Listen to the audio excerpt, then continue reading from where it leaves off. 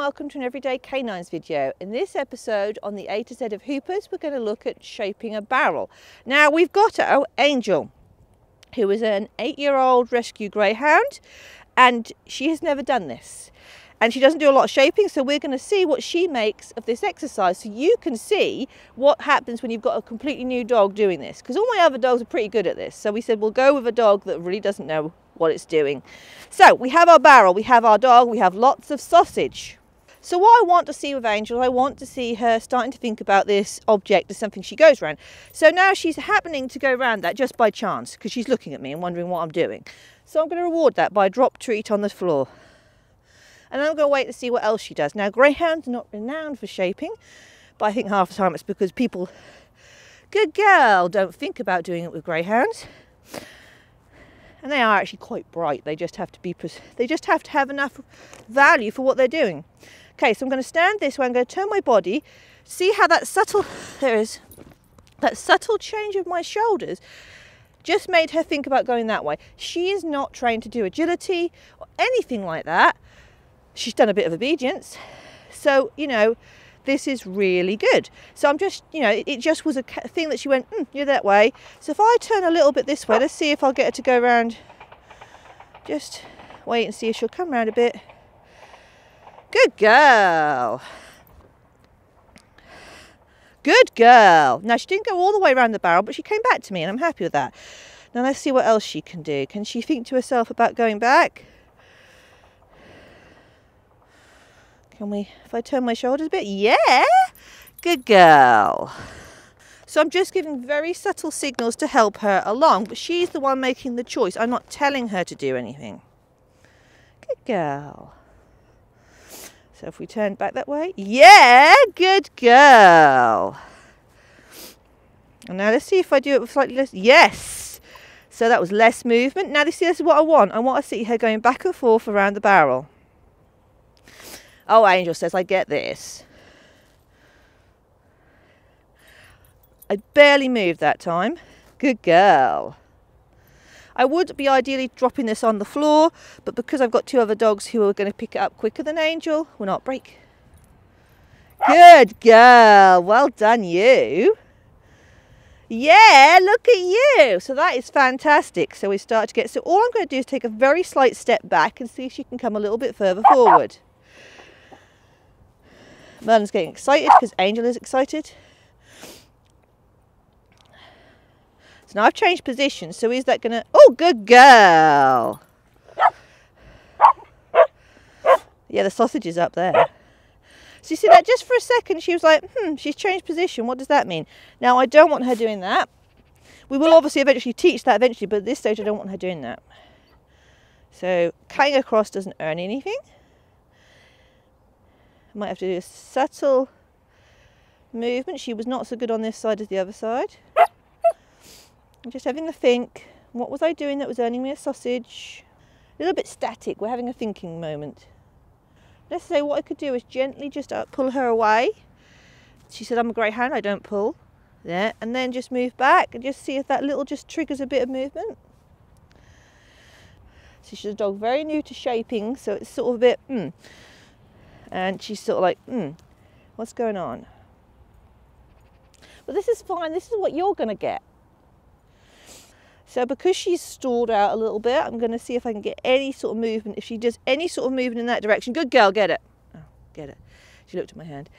Because I wanted her to do any sort of movement in that direction. Good girl. Big reward. Big reward.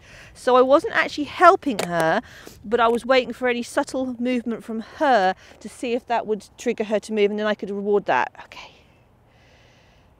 You are so good. Yeah, hi Swift. Sit is very much a default for Angel. Come break. So you see we had that success and now we're not sure what we're doing. It's very normal in shaping. Very normal. So I'll just sort of wait, see if she's going to do anything. It also depends on how some dogs can shape for longer than others. Angel has probably reached her limit for this, so we'd break this off and then do another session another day. So I'm going to see if I can just get her one small round. I think you probably have reached your limit. Can we just get one more round? I'd rather finish on a good one. Even with a shoulder movement. What I'm going to do, I'm just going to bring her back and I'm just going to move forward so that she moves forward a bit. Just because I wanted her to finish on success. Good girl. Good girl. So we'll finish there with her. We should have finished sooner. I'm going to be perfectly honest. We should have finished sooner when she was being successful. She doesn't have the same tolerance for shaping as some of my others. And she goes, I've done now. So that's fine. So that's something for you to know. Finish while your dog is still getting success. Don't push it too far. So I've shown you what it looks like with a dog that's not familiar with shaping. Mr. Milans is here. And I'm going to show you what it looks like with a dog that does know what it's doing. So, Swift. Now, break. Good girl. Got it? So Swift, because I've just got her moving, she's thinking, what does she want? Break. I want a barrel, so I'm going to move her a bit closer. Break. Yeah, good girl. Once we get in the mojo, because she was just stood here with Angel, good girl. So she knows her job better, but she's trained to do it on a cue as well because she's more advanced. Break. So for her, good boy Merlin, go get it. He's out of the way now, you can go. Break. Good girl. So that's why she's not doing it without art when you're telling her to, because she is trained to that level. Good girl, but that's what I want. And all I would actually have to say to cue her, rap, rap, rap, rap, rap. See. So she does know what it is, it's just that she has got to the stage where she doesn't, because we've gone past the shaping stage with her, so she doesn't take it unless she's cued to do it, which is what she's supposed to do. So that's why she's going a bit, good girl. That's why she's a bit like, she hasn't asked me to. But we can get to a stage where we can be further back, rap, rap, rap, rap, rap, rap, rap. And I'm not using any arm movement or anything because I want that to be done on a verbal. I will always be using my arms in a competition. But when I'm training it, I train it without arms because you train to a level beyond what you want in competition. Then that makes competition easy. So if I'm in my competition, I'd use my arm. But in training, I'm just going to ask her to do it on a verbal. So rap, rap, rap, rap, rap, rap, rap, Merlin, you're in the way. Good girl. And she knows. So I'm using the word rap, rap. Rap map means take the barrel from the side that you're on. Doesn't mean cut across and go around here. It means take that. I would only be adding that word in once we'd reached a stage where my dog was confidently going back and forth, then I can add that word in. I would not do it if I was still at a stage where here what happens sometimes is the dogs cut across. When you get to this stage, they don't constantly push round.